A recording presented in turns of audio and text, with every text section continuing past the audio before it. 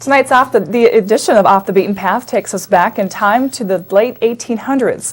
That was the homesteading era in Dakota Territory, which brought pioneers to the area to see if they could make a living off the land. Reporter Cliff Naylor shares with us the untold story of the state's women homesteaders. Approximately 10% of the homesteaders who came to Dakota Territory were women.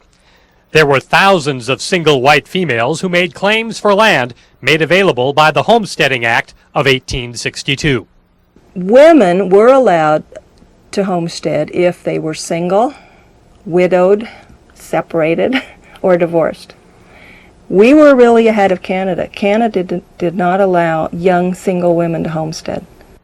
Elaine Lindgren, a professor at NDSU, has authored a book on North Dakota's women homesteaders called Land in Her Own Name. She says in the late 1800s, the federal government's homesteading regulations made it clear that married women need not apply. Married women could not take homestead land in their own name unless they were considered head of the household, and that was very rare. Did occur, but it was very rare. Professor Lindgren's book chronicles the lives of 306 women who homesteaded land in what is now North Dakota.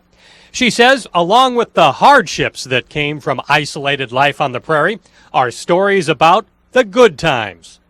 I was surprised to find out how much fun they had. So we had people telling me about bobsled rides, dancing all night. There was a great deal of music, violins. Many people had skills in terms of playing violins, harmonicas, guitars, and so forth. And you just don't kind of think about that side of it. Research for the book began in 1983. Professor Lindgren was able to interview 15 women who homesteaded land in North Dakota. I came to the conclusion that they did it really for the same reasons that men did. Primarily, it was economic. They saw it as a good economic investment.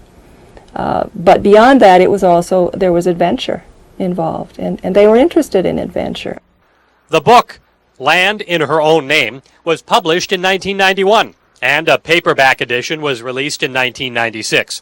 It's available at most bookstores in North Dakota. For Meyer Television News, I'm Cliff Naylor. It doesn't take a Wall Street banker to make sense out of this week's Off the Beaten Path report. Tonight, reporter Cliff Naylor tells us about a new cafe that's yielding a lot of interest in Richardton. You can bank on getting more than a good meal at Mahoney's Cafe. This restaurant used to house the First State Bank of Richardton.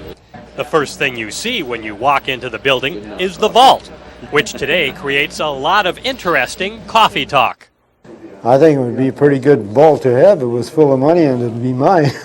Jolynn Murray is the owner of Mahoney's Cafe.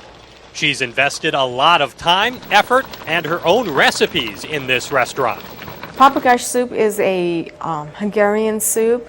It's made with vegetables, meat, and dumplings, and it has a lot of paprika in it, heavy spiced. The original bank vault and portable safe will soon be incorporated into private seating for customers who want a safe and secure dining experience. We're using this for storage right now, but we would like to use this as a dining room for two. And this is our safe. We have no money in here. With all the financial furnishings in this restaurant, why would anyone market this place as Mahoney's Cafe?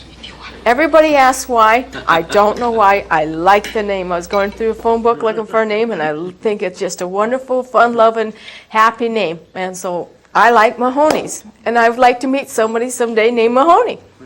Jolynn is banking that the atmosphere of her restaurant and her home-cooked meals will be incentive enough to keep customers checking out the food at Mahoney's Cafe. For Meyer Television News, I'm Cliff Naylor.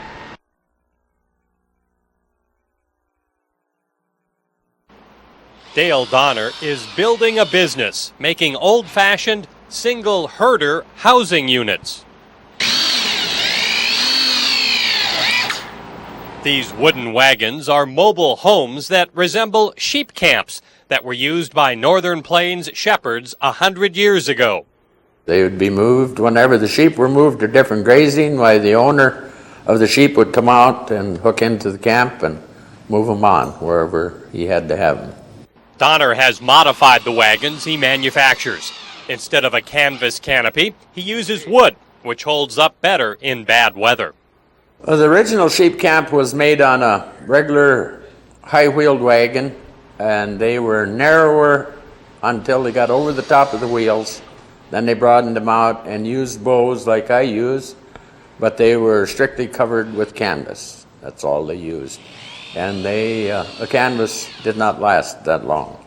Donner sells his wagons to sheep herders in Colorado and Wyoming, and some bed and breakfasts are even buying them so they can be rented out to customers who are looking for an authentic wilderness retreat. Well, they're a lot of fun to stay in. My son and I have one. It's an old one. We run cattle down in South Dakota, and we use it to stay in over weekends while we're riding our cattle because it's 100 miles from here. So we live in them over the weekends. These sheep camps sleep 4 and come with a 4-burner wood stove. Donner also builds covered wagons that are used on trail rides. If orders for these wooden replicas keep rolling in, Donner will soon have a whole flock of sheep camps and prairie schooners on the northern plains. For Meijer Television News, I'm Cliff Naylor.